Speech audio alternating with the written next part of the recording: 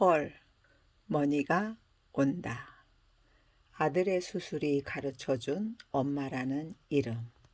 다시 세상에 나와서 강사로 열심히 뛴 것은 참 잘한 일이었다. 물론 아들 수술비 때문에 나오게 되었지만 병원비는 물론이고 집까지 살 수 있었으니 감사한 일이었다.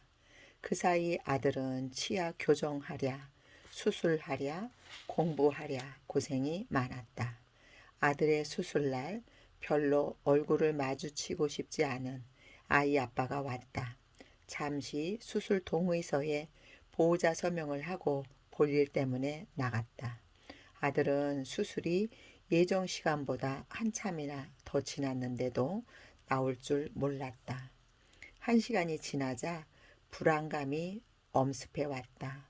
너무 열심히 살아왔던 탓에 삶에 지쳐 있던 나는 아이는 살려주고 차라리 나를 데려가라고 기도했다.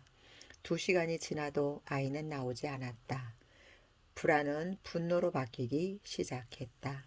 평생 떼어놓더니 이제 내 앞에서 데려갈 거냐고 보내달라고 소리 지르고 싶었다. 이를 악물고 오기를 부렸다. 도대체 내가 무엇을 잘못했기에 8살부터 이 나이가 된 지금까지 울게 만드느냐고 했다. 선행상은 도맡아 타고 봉사상은 다 탔던 내가 도대체 무엇을 잘못했냐고, 잘못을 알아야 고칠 것 아니냐고 속으로 항변했다. 일평생 잠을 한번 편히 자게 해줬는지, 돈을 안 벌고 편히 살게 해줬는지, 머리를 띄어나게 해줬는지, 예쁘게 태어나게 해줬는지, 건강은 좋게 해줬고 아프지는 않게 해줬는지, 8살 아무도 모르던 나이부터 고생이란 고생은 다 했다. 그런데 아들까지 데려가 버리고 지금에 와서 수술까지 하게 하고 아직 수술실에서 나오지도 않게 해주다니 제발 빨리 내보내 달라고 하늘에 대고 항의를 했다. 기도가 분노로 바뀌다가 원망이 되었고 애원이 되었다. 몇 시간 만에 나온 아들은 퉁퉁 부어 괴물 같았다.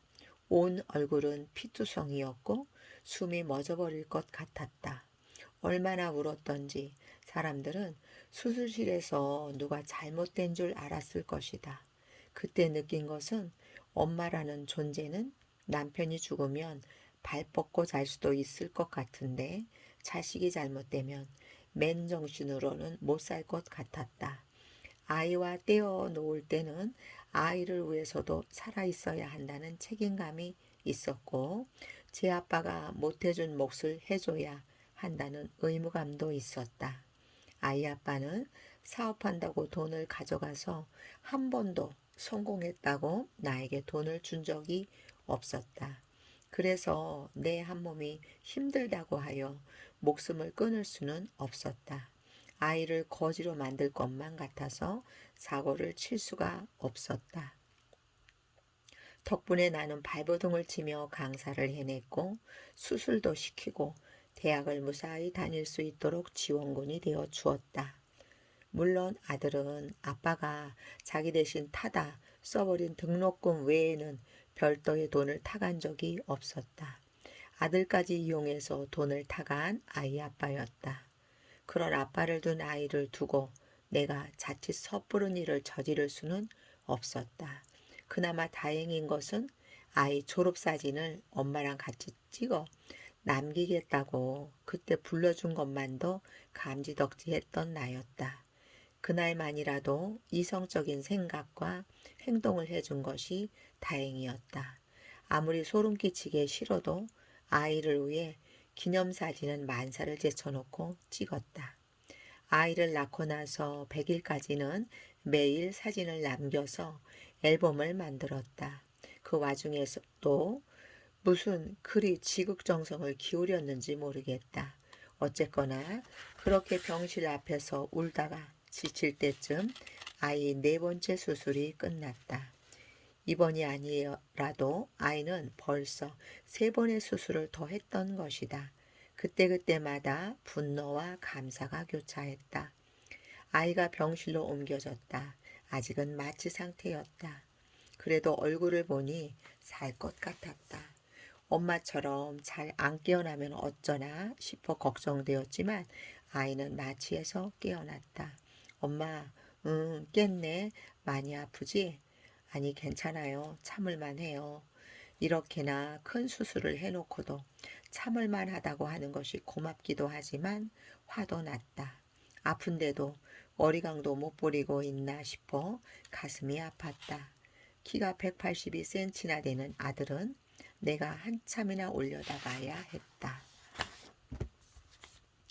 덩치가 크고 키도 큰 녀석은 병원에 입원할 때마다 침대 길이가 약간 짧은 듯해서 안타까웠다. 그래도 아들이 깨어나니 살 것 같았다. 엄마, 저 부탁이 있어요. 무슨 부탁? 저 시험 준비하게 인터넷 강의 수강료 좀 주세요. 얼마면 되는데? 250만 원이요. 알았다. 내가 걱정할 것 같으니까 지금 보내줄게. 내 통장으로 300만 원 보냈다. 그거 등록하고 나면 다른 쓸 것도 있을 것 같아서 50만 원 더 붙였다. 그래도 부족하면 엄마에게 얘기해. 돈 부족하다고 기죽지 마라. 언제든지 얘기해라. 예, 그거면 충분해요. 감사합니다. 아들과의 대화는 항상 이렇다. 아들이 부탁하면 기죽기라도 할까봐 더 붙여줬다. 물론 아들은 용돈도 벌어서 쓰고 학비도 장학금을 타던 아이라서 그냥 다 주고 싶었다. 용돈 한번 주기가 정말 어려운 아들이었다. 용돈은 아르바이트로 잘 벌어서 쓰니 걱정 말라고 했다. 아들의 보험을 해약할 때가 되어서 해약금을 줄 테니 여행이라도 다녀오라고 했다. 세상이 얼마나 큰지 알게 해주고 싶었다. 아들은 감사하다며 그냥 가지고 있어 달라고 했다. 왜 그러는 건지는 속내를 안 보이니 알 수가 없었다. 그렇게 수술한 날 인터넷 강의 수강료를 타간 아들은 졸업과 동시에 시험에 합격해 군대도 다녀오기 전에 근무 중이다.